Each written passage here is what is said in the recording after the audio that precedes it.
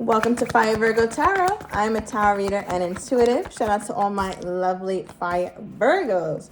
Ooh, Virgo. All right. So I'm loving this energy that's popping out. So first of all, what you need to know is that you are getting approved, my love. Okay, male or female does not matter. I feel like whatever this is, you've been wanting it for a long time. We're going to get into the love portion, and because this also has a significance to love, but I want to start with perhaps a loan, some sort of certification you're getting, or you passed some sort of thing, you're getting good results.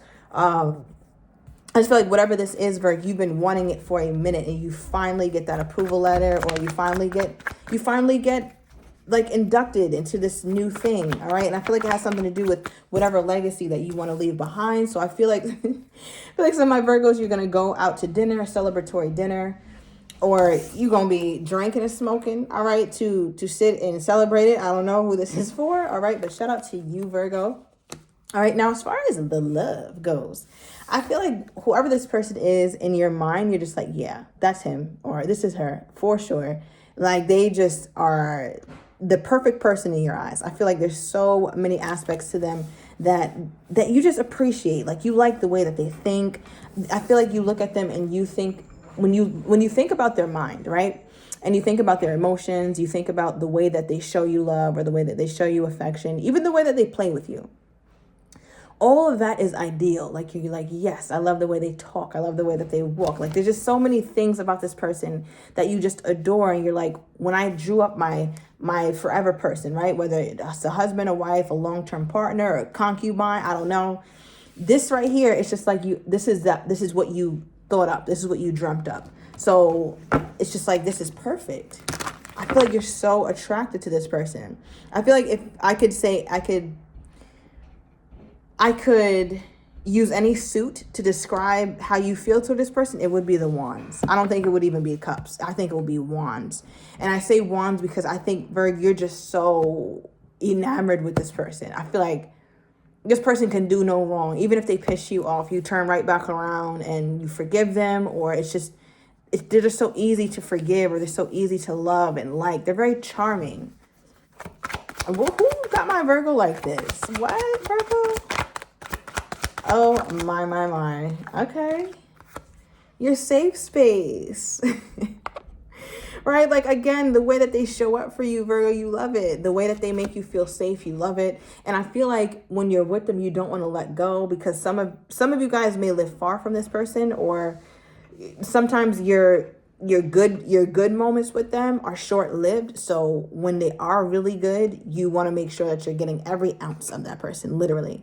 I feel like, Virgo, as much shit as you talk about this person, there's a lot of safety that comes within this connection. Now, I'm using that word loosely. Okay, I'm not going to go too deeply into it, because you guys know, Virgos, we can go deep. But when I say safety, this is what I mean. So I don't know what your mind and body and soul is prepped for when it comes to love. I don't know what you've seen, right? Because some people think that a toxic relationship is safe because that's what you're used to, right? And when we're used to that, that's our body is technically in homeostasis, right? Like this is what we've been raised. This is how we've navigated our love life for as long as we can remember. So this is safe to me, even if it's not good, right? But the other side of that is that this safe that you have with this person could actually be safe, where you're not finding safety in the toxicity, but you're finding safety in the boringness, right? Or you're finding safety in the fact that this relationship is something that actually makes you feel better, or actually builds you up, right? So just be honest with yourself, Virg, right? Because some of you guys, the safety is definitely toxic. All right, but for some of you guys, I think the safety is real. All right, at the bottom of the deck, we do see insecurities. So I feel like somehow your person, they speak life into your insecurities. For most of my Virgos, I feel like they make you feel good about the things that you don't feel the best about. So you might have stretch marks, or something that you don't feel like is beautiful, right? But they love it, like, or a scar, or a part of your body, or a part of your face, right? Something on your arm that you've been made fun of, or you don't really feel confident about. But to them, it's like, no, this is beautiful. This makes you unique, Virg. Now, I also want to say, and Virg, you know I'm not with none of that, is I feel like this person could bring up your insecurities and play on them. right? Like play on your insecurities or jokingly bring up insecurities, but they know it makes you squirm. And I feel like they take delight in that for some of these people. Yeah, I don't know, Virg. I feel like for some of you guys, this person's very, very immature, very childish, and nasty. Okay, I'm gonna move on from that energy though, because I'm not even feeling that today. I'm really not. Okay, we're gonna go with the safety one, the good one. All right, but nonetheless, you find that they're your comfort space. You are, or they are your home, right? Home is where I was gonna say home is where the heart is, but home doesn't necessarily have to be a place. Sometimes home could be a person. And I think for some of my Virgos, you're feeling that, or you're starting to feel that with them. There's also a lot about the love language. Love languages, the 5 love languages, right? So we have touch, we have gifts, we have acts of service, we have quality time, and words of affirmation. Okay, wow. I knew I was going to forget one, but I didn't. I did good today. All right, but with touch here, I feel like that's one of you guys' love languages, or both love language. Both you guys have the same love language, which is physical touch. Okay, so I feel like this person shows you love in a way that you receive it. Even if it's not all the time, you're still in a space or in a mindset where it's like, yeah, this is, when they do it, it's like, yes, I feel loved when you do this. This feels good to me. Okay, clarify this, Spirit. What is this energy here? Okay. Give me more.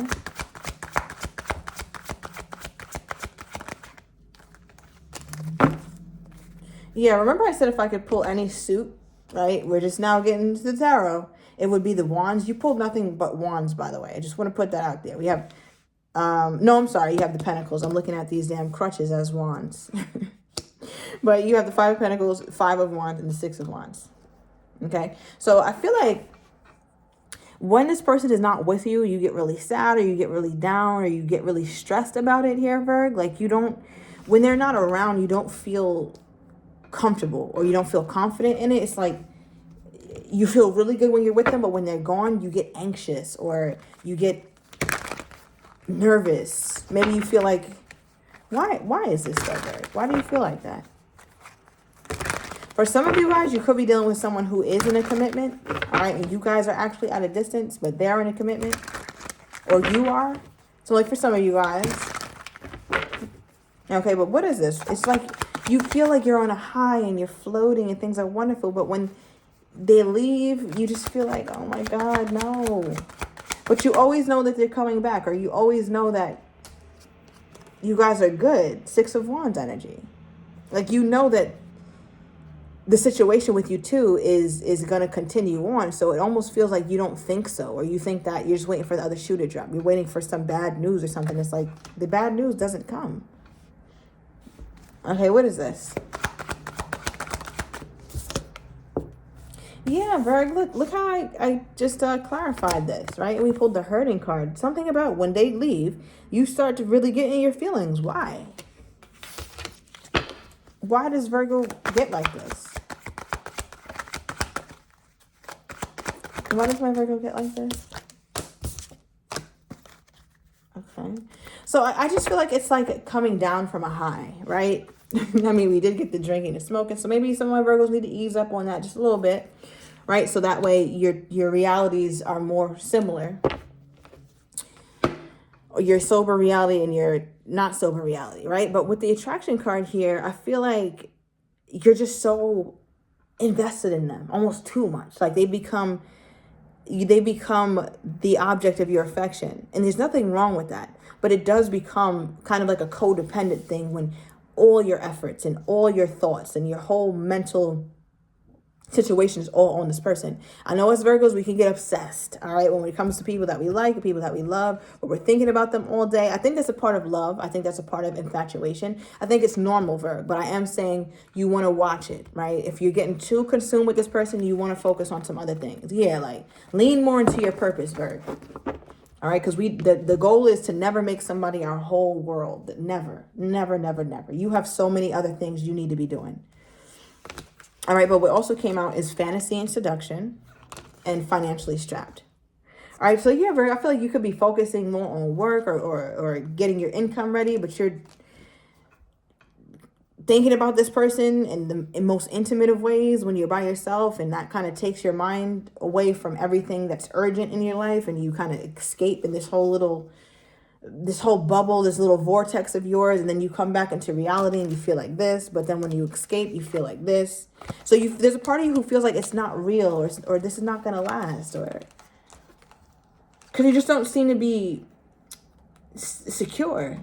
Yeah, it just doesn't feel like you're secure in this. Why aren't you secure in this, Virgo? Is there something I'm missing? Gotta be, because I don't understand it. Why is my Virgo not feeling secure about this person? Why is Virgo not feeling secure? Okay, the Emperor, for some of you guys, they're married, or they're in a long-term commitment or something like that. Some of you guys, if that's not the case, you feel like even though you love to be with this person or have long-term commitment, you feel like it's just about passion, and you don't quite know how to put the passion aside. Remember, I got a lot of Wands energy, right? That has everything to do with like bedroom energy, SAEXA energy, if you're picking up what I'm putting down. So part of you feels like you're missing aspects to this relationship that would help it thrive.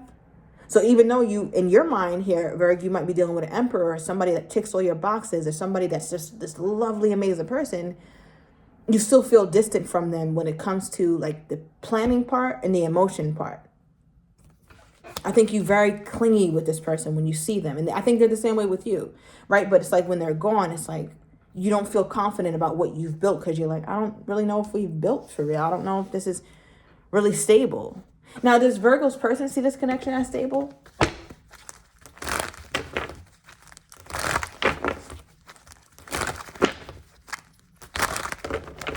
Does Virgo's person see this connection as stable, Spirit? Not really, Virg. Okay.